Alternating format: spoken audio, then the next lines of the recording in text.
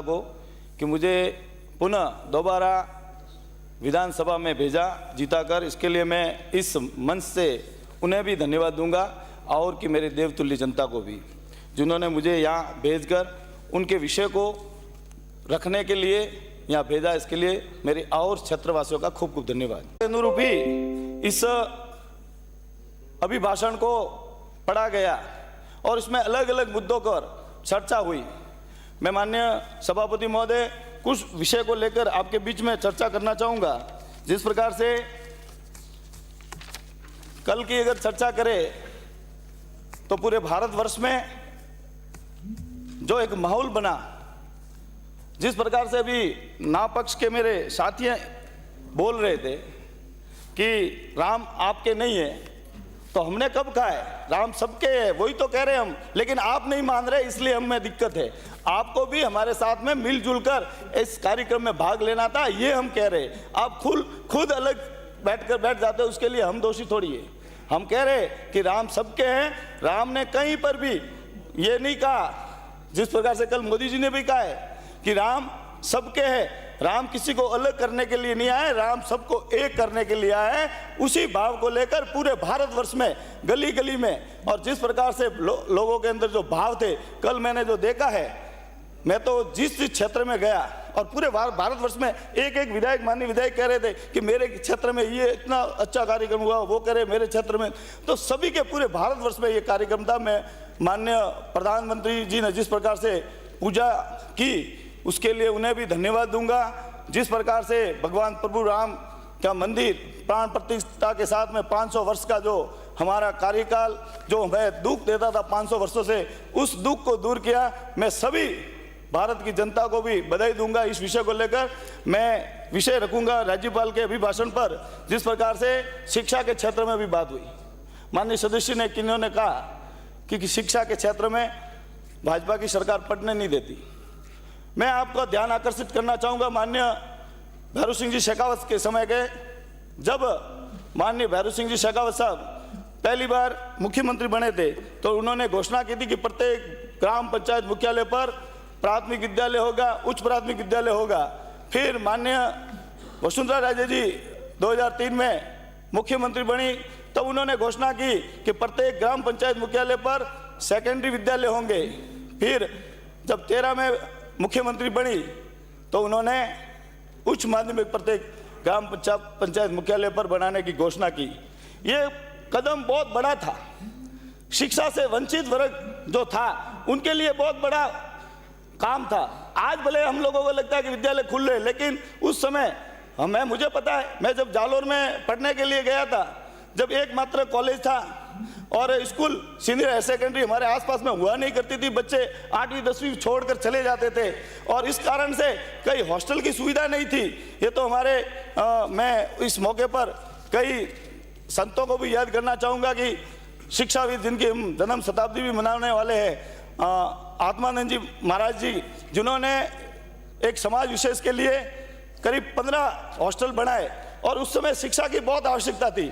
लेकिन आज जिस प्रकार से माननीय पूर्व की मुख्यमंत्री जी ने, वसुंधरा राजे जी ने जो हाई सेकेंडरी स्कूल प्रत्येक ग्राम पंचायत मुख्यालय पर खोले थे, वो एक बहुत अभूतपूर्व कदम था शिक्षा के क्षेत्र में। उसी समय अंग्रेजी माध्यम के लिए विवेकानंद मॉडल जैसे स्कूल भी खोले थे, लेकिन उसमें भी आपने एक महात्मा गांधी अंग्रेजी माध्यम के विद्यालय खोले, लेकिन आनंद फानंद में खोले, उसमें किसी भी प्रकार का आपने स्टाफ नहीं, इंग्लिश अंग्रेजी माध्यम के कोई शिक्षाविद नहीं रखे, और सिर्फ अंग्रेजी माध्यम रखने से, जिस प्रकार से प्राइवेट स्कूलें खोलते हैं ना कि अंग्रेजी माध्यम की स्कूल, उसी प्रकार से आपने भी महात्मा गांधी का नाम का दुरुपयोग करते हुए लोगों में जिस प्रकार से महात्मा गांधी जी के प्रति श्रद्धा है, लेकिन उस श्रद्धा को कम कराने के लिए, महात्मा गांधी जी के प्रति श्रद्धा कम कराने के लिए ऐसे विद्यालय खोले जहां पर शिक्षा का स्तर पूरा डाउन हुआ। वहां पर जो स्कूलें शुरू थी उन स्कूलों को बंद किया, जो लगातार जो हिंदी मीडियम की स्कूल शुरू थी उनको बंद करके अंग्रेजी माध्यम की, अब बच्चे वो जाए तो जाएगा। सियाना जैसे विषय था, सियाना जैसा ऐसे कई गाँव थे जो न, पूरे राजस्थान की बात करें तो अलग अलग गाँव में वहाँ पर बहुत से बच्चे जिन्होंने ड्रॉप आउट किया, स्कूलें छोड़ी कि हम अंग्रेजी माध्यम में कैसे पढ़े। तो इस प्रकार से उनको अलग से, जिस प्रकार से विवेकानंद मॉडल स्कूल खोले थे अंग्रेजी माध्यम के, इसी प्रकार से खोलने थे। ये आनंद फानंद का निर्णय, लेकिन माननीय राज्यपाल के अभिभाषण में ये भी बात की है कि इसको भी हम सुधार करेंगे, अंग्रेजी माध्यम के लिए भी हम सुधार करेंगे। दूसरी बात, माननीय मुख्यमंत्री जी ने, अशोक गहलोत जी ने बजट में घोषणा की कि हम मार्च 2023 तक सभी किसानों को बिजली के, जिन्होंने भी आज दिन तक आवेदन किया है, वो तारीख भी उस दिन की थी मार्च 2023 की, उस दिन के सभी विद्युत कनेक्शन हम दे देंगे। मैंने कल फोन किया था एक्शन को, मैंने चर्चा की कि अपने क्षेत्र में कब कहाँ तक कनेक्शन हो गए, तो उन्होंने कहा कि सर 2017 तक के कनेक्शन हुए हैं, 2017 तक के कनेक्शन हुए हैं। पूरा कार्यकाल 5 वर्षों का कार्यकाल, 19, 20, 21, 22, 23, 5 वर्षों के कार्यकाल का एक भी आवेदन, एक भी कनेक्शन, कृषि कनेक्शन किसानों का नहीं हुआ, जबकि आपने अलग से किसानों के लिए एक बिल, बजट घोषणा की थी और किसानों के नाम से आपने हमेशा रोटियां सेकने का काम किया, लेकिन कहीं पर भी किसानों का हित का काम नहीं किया। किसान पूरे वर्षों तक, 5 वर्षों तक लाइट के लिए तरसते रहे। 6 घंटों की लाइट की बात होती थी, वो 6 घंटे की लाइट टूट कर किसान जिस प्रकार से टूटता है, उसी प्रकार से अभी जैसे माननीय सदस्य ने कहा कि वो किसान जब लाइट शुरू करके अंतिम छोर पर, जब वो पानी पिलाने के लिए, वहाँ सिंचाई करने के लिए वहाँ पहुँचता है, तब लाइट कट होती, वो वापस पानी तो उसमें जो पानी था वो तो खत्म हो जाता है। वो पूरा 6 घंटे उसी में जाता था और किसान आखिर में माथा पकड़कर बैठता था। 6 घंटों तक बिजली नहीं दी, इसका भी पाप आपको लगा, इस कारण से आप इस विपक्ष में आकर बैठे। किसानों को जिस प्रकार से आपने प्रताड़ित किया, ये विषय इसलिए मैं कहना चाहूंगा कि आपने 5 वर्षों में एक भी ऐसे कनेक्शन नहीं दिए, आपने कोई नई व्यवस्था नहीं की, ट्रांसफार्मर की व्यवस्था। जिस प्रकार से किसान रोता था, जिनको किसानों के 24 घंटे में बिजली ट्रांसफर देने की बात होती थी, आप 15-15 दिन तक नहीं देते थे, 18-18 दिन तक नहीं देते थे। किसान वहाँ पर धरने पर बैठते थे, किसान चुपके से कुछ देता था, तब जाके उनको ट्रांसफार्मर मिलते थे। ये व्यवस्था, ये सभापति महोदय इस प्रकार की व्यवस्था थी। और जिस प्रकार से अभिभाषण में किसानों की चिंता की है, मैं धन्यवाद देना चाहूँगा राज्यपाल महोदय को कि हमारे किसानों के लिए जो एक संवेदनशील सरकार अब आई है, माननीय भजन लाल शर्मा जी की, जिन्होंने ये विचार किया है कि किसान जो शोषित वर्ग है, किसान वर्ग है, जो भी शिक्षा के क्षेत्र में युवा वर्ग है, उन सबका ख्याल रखने वाली ये सरकार अब हर कदम पर सक्सेसफुल, सफलता से काम करेगी। और इन्होंने एक घोषणा भी की कि 125 रुपये MSP में भी बढ़ाने की बात की। मैं माननीय मुख्यमंत्री जी की इस घोषणा का भी मैं अभिवादन इस मंच के द्वारा करना चाहूँगा। मैं दूसरी बात, विगत सरकार के अविवेकपूर्ण, अदूरदर्शी निर्णय आर्थिक आपातकाल की ओर अग्रसर भी किया है। आपने देखा होगा कि 70 वर्षों के जब देश आज़ाद होने के बाद जब सरकारें चली और जब 3,11,374 करोड़ ऋण था राजस्थान पर, लेकिन इस 5 वर्ष के कार्यकाल में 5,79,781 करोड़ का ऋण भार बढ़ा है। मतलब 2,68,407 करोड़ का ऋण भार इस 5 वर्षों में बढ़ा है राजस्थान पर। जहां मात्र 40,000 रुपये प्रति व्यक्ति का पर ऋण था, उन्होंने सीधा डबल, लगभग डबल के करीब 70,000 रुपये का ऋण बढ़ा दिया। इस प्रकार से आपने देखा होगा प्रति व्यक्ति का जो ऋण एक 5 वर्षों में डबल बढ़ा दिया। इससे ज़्यादा मेरे हिसाब से खराब काम कोई सरकार नहीं कर सकती। जिस प्रकार से 5 वर्षों तक आपने काम किया, आपने जो अविवेकपूर्ण निर्णय लिए, अनीतिगत निर्णय लिए, उसकी सजा आज राजस्थान की सजा जनता भुगत रही। लेकिन हमारी सरकार आई है, भाजपा की सरकार आई है, मैं विश्वास दिलाता हूं कि 5 वर्षों में जनता वापिस पुनः अपने पटरी पर आएगी, जनता पटरी पर आएगी, काम होगा, सबका विकास भी होगा। जिस प्रकार से युवाओं में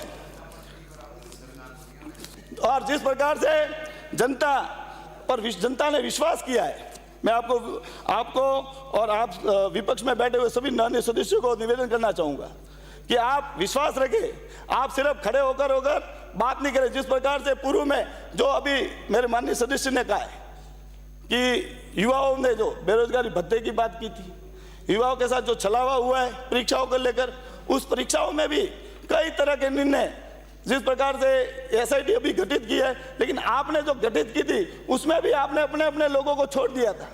उसको भी हम लोग वापिस जांच करवा के पुनः जो दोषी है उनको सजा दिलवाएंगे। और जो अभी कह रहे हैं कि मेरे मित्र ने भी कहा है कि ऐसे वास्तव में ये जो परीक्षा है रद्द होना, परीक्षा पेपर लीक होना, ऐसे निर्णय पुनः न हो, ऐसी बातें पुनः नहीं हो, उसके लिए सरकार पूरी तरह से संवेदनशील है। मुझे विश्वास है कि हम लोग इस प्रकार के काम में आपके साथ कंधे से कंधा मिलाकर चलेंगे। दूसरी बात गौ रक्षा की बात है, अभी गौ सेवा की भी बात की थी। मैं माननीय सदस्य जिन्होंने भी ये गौ सेवा के बारे में बोला था उनको अभी ध्यान आकर्षित करना चाहूँगा। जिस प्रकार से पूर्ववर्ती भाजपा की सरकार जिन्होंने एक बिल लाया था और स्टाम्प पर गौ सेस शुरू किया था और उस पर जो अनुदान शुरू किया था वही अनुदान अब आपकी सरकार दे रही है, लेकिन उसमें भी आपने एक एक्ट बिल नया ले आए थे कि ये जो गौ स्टाम्प पर जो सेस ले रहे हैं हम अन्य मद में भी खर्च करेंगे, लेकिन उस समय भारी विरोध हुआ, गौ भक्तों का भारी विरोध हुआ, तब जाके आप बैक फुट पे आके आपने वो बिल वापस लिया था। लेकिन वो भी आपके मन में कहीं न कहीं गौ माता के प्रति आपकी कुंठा थी। आप चाहते थे कि जो गौ स्टाम्प सेस ले रहे हैं उसको भी कहीं न कहीं दूसरे मद में खर्च करें और गौ माता को वापस उसी बेहाल पर छोड़ दे। लेकिन अभी पुनः हम लोगों ने गौ माता के लिए जो 9 महीने का अनुदान दे रहे हैं वो कहीं न कहीं भाजपा की सरकार का कार्य है, आप लोगों का कहीं रोल नहीं है। आप बिराजे माने ये भाजपा की सरकार की देन है। माननीय सदस्य भाजपा की सरकार का भी है। स्टाम्प सेस भाजपा की सरकार में लाया था, आपने तो उसमें भी बिल संशोधन करने के लिए लिया था, मुझे सब जानकारी है, इसलिए मैं बोल रहा हूँ। मैं यहाँ सदन में आप इधर देखें, माननीय सदस्य सामने देखें आसन की ओर। जी माननीय सभापति महोदय, जिस प्रकार से आप माननीय, मुझे भी आपने डिस्टर्ब कर दिया, समाप्त करें 1 मिनट में माननीय सदस्य। हाँ माननीय सभापति महोदय, जिस प्रकार से भारत सरकार द्वारा विकसित भारत संकल्प यात्रा का जो रथ, गारंटी वाला रथ हमारे बीच में हमारे ग्राम पंचायत मुख्यालय पर आ रहा है, उसमें मैंने देखा, मैं उस कैंप में गया तो वास्तव में जो जनता का समर्थन मिल रहा है, मैंने उसकी जानकारी ली कि प्रधानमंत्री आवास योजना में कितने मकान बने, तो एक पंचायत में 500 मकान, किसी पंचायत में 600 मकान। मैंने पूछा और कितने मकान बाकी है, तो वो कह रहे थे 80 मकान बाकी है। फिर मैं पूछता हूँ पंचायत के उनके वीडियो से कि भाई अभी अपने वेटिंग लिस्ट कितनी है, तो कि 90 की। जब वहाँ सामने वाले बता रहे कि 80 मकान ही बाकी है, लेकिन जनता जो मांग रही है 80, लेकिन हमारे लिस्ट में 90 मकान है। मैं विश्वास दिलाता कि 2024 तक प्रधानमंत्री आवास योजना में मोदी जी ने जो घोषणा की है वो सबके आवास बनेंगे। जो वेटिंग लिस्ट पूर्ववर्ती जो कांग्रेस की सरकार थी उन्होंने प्रधानमंत्री आवास योजना का भी समय पर काम नहीं किया, उसका भी जो फंड होता था उन्हें समय पर रिलीज नहीं करने के कारण कहीं न कहीं वो मकान भी रुके। उसी प्रकार से विकसित भारत संकल्प यात्रा में आपने देखा होगा कि माताओं को जिन्होंने गैस सिलेंडर पहले खरीदे ही नहीं थे, कभी देखे ही नहीं थे, तो प्रधानमंत्री उज्ज्वला गैस कनेक्शन के अंदर जिन्होंने गैस कनेक्शन नहीं खरीदे उनको फ्री में देने का काम किया। और आज उसी गैस कनेक्शन पर 450 में माननीय मुख्यमंत्री जी ने घोषणा की कि हम 450 में वो गैस की सिलेंडर देंगे। मैं धन्यवाद दूंगा माननीय मुख्यमंत्री जी भजन लाल जी को, जिन्होंने 450 की घोषणा की और वो जनवरी से लागू हो गया है, 20 दिन हो गए, उसको मैं धन्यवाद देना चाहूँगा। उसी प्रकार से आयुष्मान स्वास्थ्य के लिए आयुष्मान भारत जैसे कार्ड बन रहे हैं, उसमें पूरे भारतवर्ष में मुफ्त में इलाज होगा। जिस प्रकार से जो स्वास्थ्य का लाभ हम लोग जो बॉर्डर पर थे, कोई मध्य प्रदेश के बॉर्डर पर थे, हम वो व्यवस्था दूसरे आयुष्मान भारत की व्यवस्था को ले नहीं पाते थे, आज हम गुजरात में जाकर भी इलाज में मुफ्त करवा पाएंगे। हमारी जनता भी महाराष्ट्र में जाकर, क्योंकि हमारे अधिकतर लोग जो है प्रवासी बंधु है, उनके अगर आयुष्मान कार्ड बने होंगे तो वहाँ जाकर भी वो मुफ्त में इलाज लेंगे। और इस प्रकार से मैं धन्यवाद देना चाहूँगा माननीय प्रधानमंत्री मोदी जी को, जिन्होंने जनता के हर दुख को समझा, उन्होंने हर विषय को बड़ी गहराई से देखकर 13-17 योजनाएं गांव तक पहुंचाने के लिए विकसित भारत संकल्प यात्रा को हमारे बीच में भेजा कि जो गारंटी दी है वो जनता के पहुंच रही है या नहीं पहुंच रही, जनता के तक पहुंच रही है नहीं पहुंच रही। जनता को जब हमने पूछा कि आपके पास ये सुविधा आई, तो उन्होंने हाथ खड़ा करके हाँ आई। उनको पूछा कि आवास योजना बने, तो बने। जल जीवन के मिशन के तहत घर घर कनेक्शन तो जब यहाँ पर हुआ था, लेकिन आपको पता ही है कई तरह के घोटाले हुए, उसको भी रोकने का काम किया। हम लोगों ने इसको भी जांच कर रहे, बहुत जल्दी जल जीवन मिशन के तहत भी काम होगा। विराजमान सदस्य बहुत बहुत धन्यवाद। श्री मनोज कुमार,